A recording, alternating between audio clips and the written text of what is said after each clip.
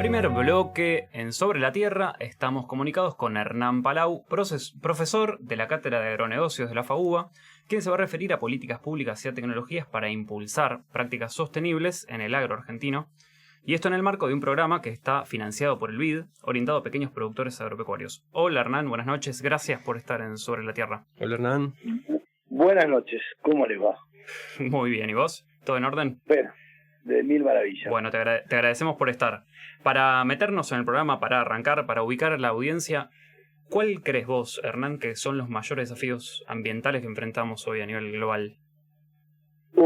Bueno, a ver, no soy yo el que lo dice, hay obviamente los Objetivos de Desarrollo Sostenible que se plantearon ya hace varios años, ya plantean varios desafíos en términos ambientales. Se resumen muchas veces en tres variables fundamentales. Lo ambiental está íntimamente ligado a lo que vamos a hablar en esta entrevista de hoy, pero también hay cuestiones que tienen que ver con lo social y con lo económico, por supuesto, ¿no? Uh-huh. De ahí vienen los objetivos de desarrollo sostenible muchas veces, y justamente tiene que ver con la sostenibilidad. Ambientalmente hablando, la cuestión que tiene que ver con la emisión de gases de efecto invernadero, ese es un tema fundamental. El otro tiene que ver con la pérdida y desperdicio de alimentos. Todo lo que tiene que ver con polución en líneas generales, en términos de residuos y tratamiento o no tratamiento de productos de residuos que puedan llegar a ir a cauces de ríos, lagunas, etcétera.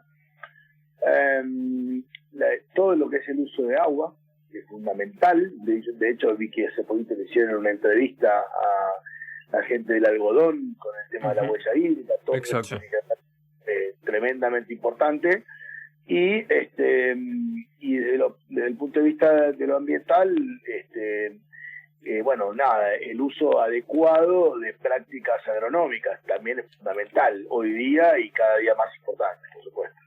Bien, ahora señalaste todas estos desafíos a nivel global, y ahora por ahí, yendo un poco más a nuestro contexto, el contexto de nuestro agro, ¿vos pensás que, por ejemplo, usar energías limpias en zonas rurales, muchas veces apartadas, puede relajar alguno de estos desafíos? A ver, es buena la pregunta y me va a remontar después a contarles un poquito más que el motivo por el cual llegamos a esta entrevista y por el cual ustedes me están llamando. Muchas veces cuando se utilizan algunas energías limpias, así como lo llamaste vos, sí. Muchas veces está muy asociado a una reducción de costos o la disponibilidad o posibilidad de tener, por ejemplo, energía eléctrica en algunos lugares de producción agropecuaria donde no llega justamente la energía eléctrica. Y por consecuente mejora la calidad de vida. Cuando empezamos con este estudio, con este trabajo, una de las cosas que veíamos es que efectivamente, por eso incluí la parte social. Porque una de las cosas que vimos es que muchos pequeños productores agropecuarios, en algunos casos, por ejemplo, productores caprinos u ovinos en Patagonia o en San Juan o en La Rioja o Catamarca, que disponían de un panel solar, y a partir de ese panel solar no solamente permitieron cuestiones que tienen que ver con lo agropecuario propiamente dicho, porque ese panel solar dio energía y esa energía permitió tener una bombita de medio HP para darle de beber a los animales, claro, es una cosa, sino también le permitió a la persona que vive en ese lugar rural, esa casita rural, tener luz, tener un termotanque eléctrico el día de mañana o tener un Starlink, aunque te parezca mentira, fundamental. Claro. Hernán, perdón que te interrumpa. Recién mencionabas a los pequeños productores agropecuarios y recién hablabas de una bombita de medio HP. ¿Podrías, haciendo un paréntesis, contarle a la audiencia cómo es el sector de los pequeños productores agropecuarios? ¿De qué características estamos hablando? Bueno, a ver, depende de cada sector y depende de cada provincia. Acuérdate que la palabra que nos enseñaron en la facultad a nosotros es la palabra depende. Depende. ¿No? Pero, a ver, podríamos considerar un pequeño productor en términos de ganadería caprina, por ejemplo, y en algún caso, por ejemplo, en el norte de Neuquén, productores que son trashumantes, ni siquiera tienen campo propio y van vagando por diferentes lugares, campos públicos, tierras fiscales, dándole a comer a 20 o 30 cabras. Claro. Bueno, ¿entendés? O Sí, sea, sí. o por ejemplo, en el norte del país, en la zona de Jujuy, también situaciones parecidas, donde un pequeño productor tiene 10 cabras, una vaca, algunas ovejas y algunas gallinas, sin parar de contar, y son muchas veces productores de subsistencia, que inclusive hasta a veces viven de trueque. Claro. O sea, ese sería, ya casi te diría, un productor, un microproductor que de subsistencia. Después tenés pequeños productores que quizás tienen un poquito más de hectáreas, un poquito más de escala, y ahí capaz que inclusive podemos cambiar algunos sectores, como por ejemplo el sector hortícola. Uh-huh. Y te da mucho acá, por ejemplo, en lo que es el cinturón verde de la ciudad de Buenos Aires, productores de la zona de, vamos a hacer un supuesto, Moreno, Zárate, General Rodríguez, o sea, o el mismo para el lado de La Plata, ¿no? Para aquel lado, y bueno, productores que quizás tienen un cuarto de manzana en un invernáculo. Claro. O sea, ni siquiera una manzana, un cuarto de manzana en un invernáculo, uh-huh.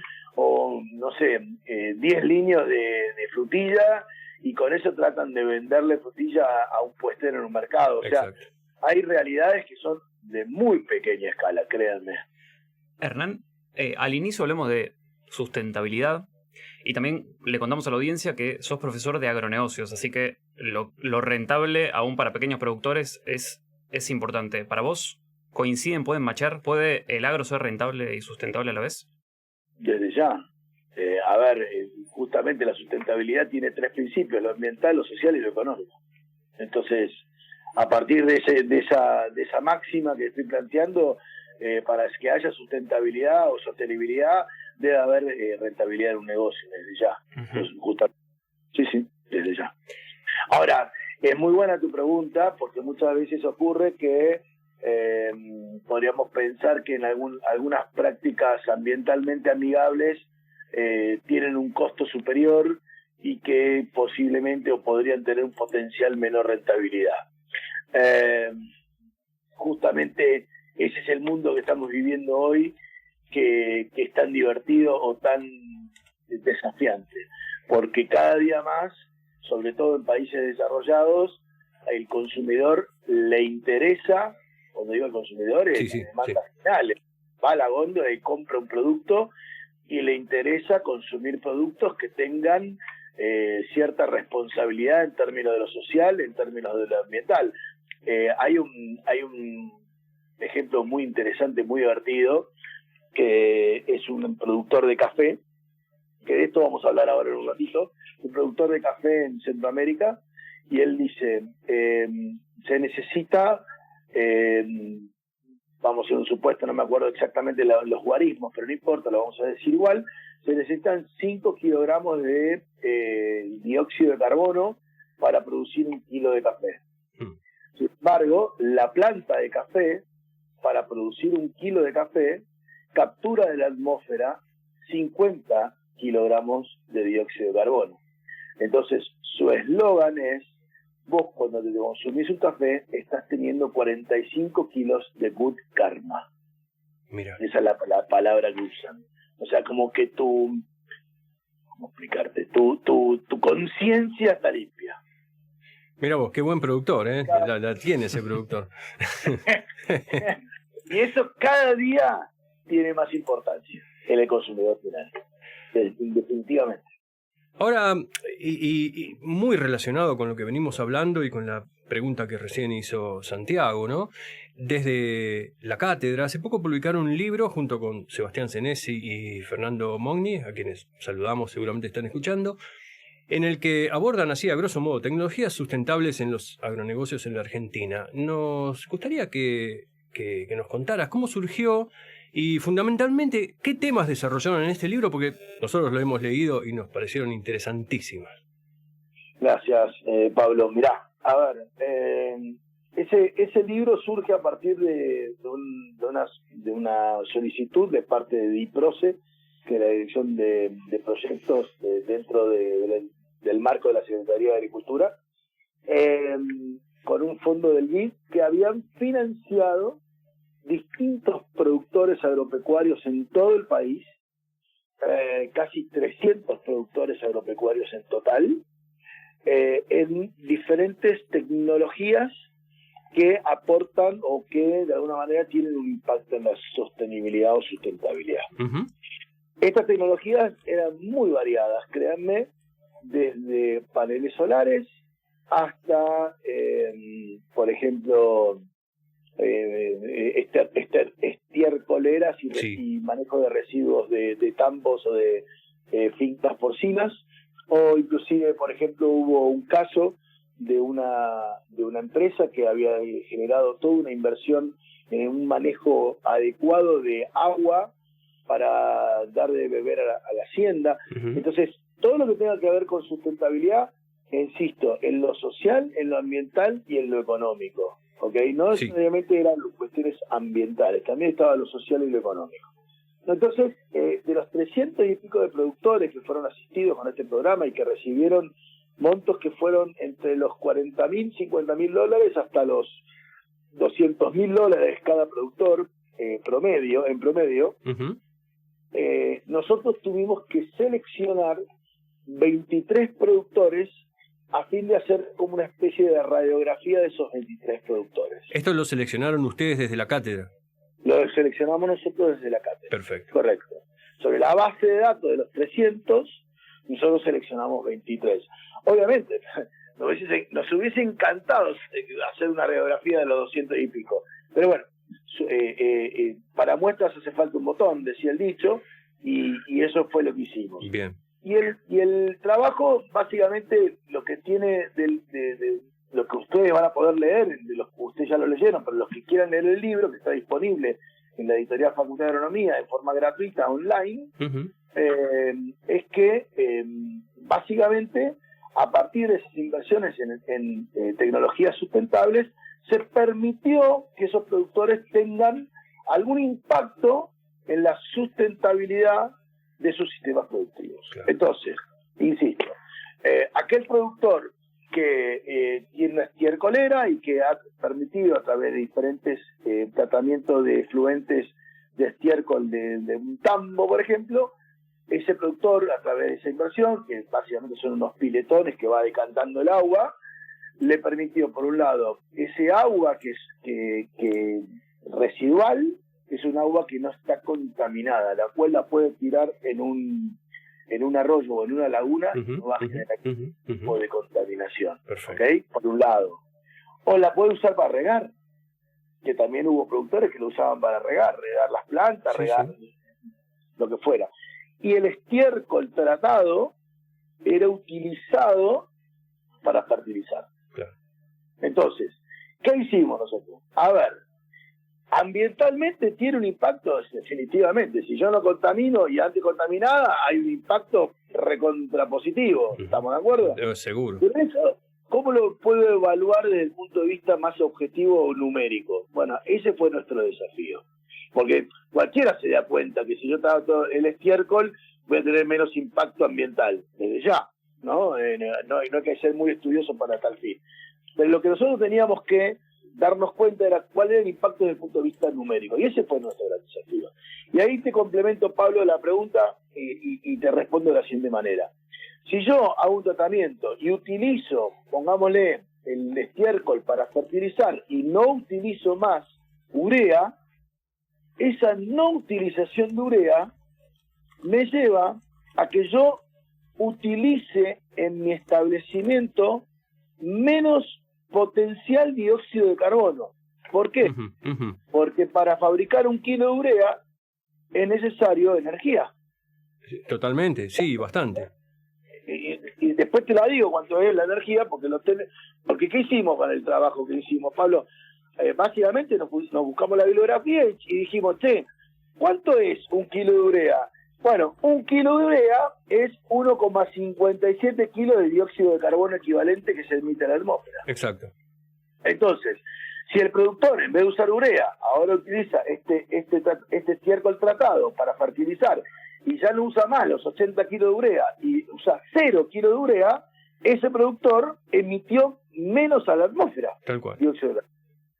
Entonces, ahí está lo cuantitativo. ¿Me explico lo que digo? Perfecto. Sí. Más allá que obviamente desde el punto de vista económico hay menor costo.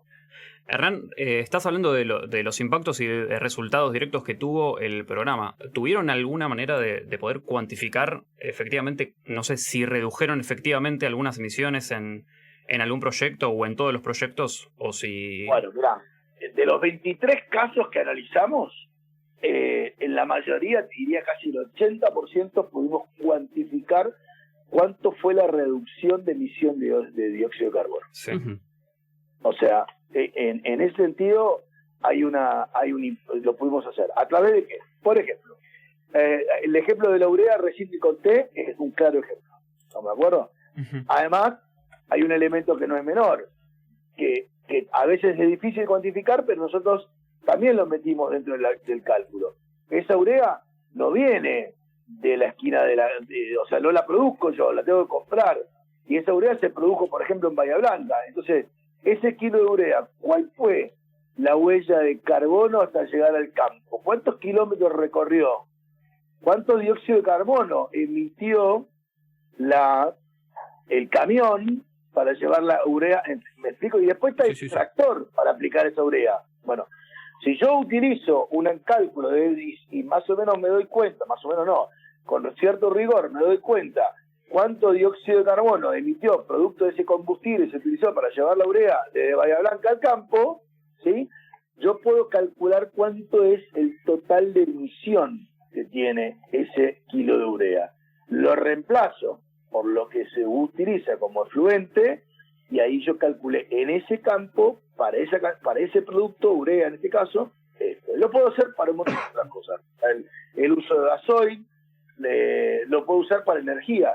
Por ejemplo, 1 kilowatt de energía eléctrica representa 0,4261 kilos de dióxido de carbono que se emite en la atmósfera. No lo digo yo, está calculado por el ente de energía eléctrica de la Argentina. No, claro. Tiene su propio número. Además, a partir de esto, también podés establecer, no sé si lo hicieron, pero podés establecer la captura de valor que tenés, de acuerdo al carbono que capturaste, ¿no es cierto? Eso viene después. Ahora, después te cuento de lo que sigue a continuación.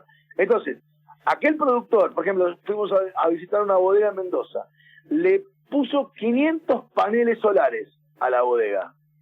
¿Está? Un número, sí. El consumo de energía eléctrica se redujo un 20%. Entonces, más allá del impacto económico, sí, porque claramente hay un impacto económico, hay también un impacto en la reducción de energía eléctrica. Esto es una reducción de emisiones de dióxido de carbono. O sea, eso, y aparte es cuantificable en dinero. O sea, podés cuantificar lo ambiental, el impacto ambiental y lo que se está ahorrando el productor efectivamente en costos. Exactamente. Y ahí te agrego lo tercero, que es un poco lo que vos me preguntabas, Santiago, recién. Sí. ¿Qué es el tercer punto? Que todavía Argentina está muy en pañales en vender bonos de carbono. Claro.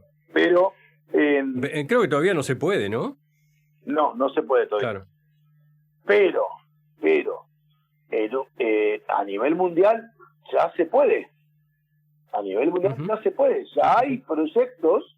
Si yo soy un productor de Estados Unidos y tengo una reducción de la huella, yo puedo vender ese crédito de carbono a una empresa que necesita comprar crédito de carbono. Claro. ¿Me explico? Sí. Bueno, nosotros hicimos un cálculo y la tonelada de dióxido de carbono o de crédito de carbono estaba en ese momento $80.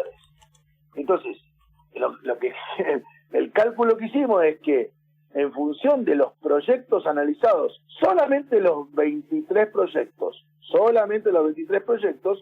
vimos que en total se redujo cercano a 300 kilos, ya le digo el número porque lo tengo por acá, 342 toneladas de dióxido de carbono equivalente. 342 toneladas. Bueno, lo multiplico por $80, no es tanta plata, son algo así como $12.000, no es mucha plata. Pero, ¿qué hicimos nosotros? Bueno, pero pará, hubo 300 proyectos, de los cuales 144 se finalizaron, pero muchos hicieron la inversión. Entonces, ¿cuánto es el dióxido de carbono equivalente potencial? Y bueno, hicimos la cuenta, son casi 2.000 toneladas, lo cual a $80 la tonelada estamos en $150.000, $160.000 de potencial captura de valor económico. Exacto. Entonces, estas son las dos patas. Por un lado, reducción de costos, por otro lado, reducción de dióxido de carbono, y esto permitiría el día de mañana vender un crédito de carbono. Hernán, nos quedan 2 minutitos de entrevistas y me gustaría, aunque sea brevemente, pero me gustaría saber si nos podés contar de algunas de estas 23, alguna que te haya llamado la atención, por la razón que sea, porque sean paneles solares, bombas, máquinas, por el ahorro que se logró o por lo que sea. ¿Nos contarías? Mirá, hay un productor que se llama Rica de apellido, creo que estaba en Córdoba, ahora lo voy a buscar en el libro. Es uno de los primeros que pusimos en el documento. Este señor tiene un campo agrícola, Alfredo Rica, y a su vez había invertido en una planta procesadora de soja. Él, para poder procesar la soja, utilizaba energía eléctrica de red, con una trifásica, claro, como muchas empresas, sí, ¿no me sí, acuerdo? sí. Nada del otro mundo. Bueno, él está ubicado en una localidad que se llama El Tío, Córdoba. El Tío. ¿Cuál era el gran problema que tenía Alfredo? Se le cortaba la luz cada 2x3. Entonces, si vos estás en plena línea de extrusado de soja y a vos se te corta la luz, Alfredo contaba, todo ese extrusado que yo no puedo continuar, lo tengo que tirar a la basura. E intervenir de esta manera le permitió proseguir con la producción, llevar a cabo y tal vez ahorrar energía, hacer más dinero. Por un lado logró ahorrar energía, pero por otro lado, cuando se cortaba la luz por algún motivo, él seguía extrusando soja. Entonces, claro. La pérdida de ese producto es cero ahora. Bueno, ese para mí fue un caso paradigmático. Bueno, realmente. Qué bueno que lo cuentes porque a veces es difícil llevar materialmente, viste, las cuestiones que salen de los trabajos y está bueno traerlo a la vida de los productores. Bueno, Hernán, se nos acabó el tiempo de la entrevista, pero te agradecemos un montón por haber estado acá y gracias por aportar la visión que tenés de las políticas públicas. Muchísimas gracias a ustedes, encantado para seguir charlando el día de mañana y un abrazo grande a Daniel que está ahí. Bárbaro. Te veremos pronto. Hernán. Abrazo.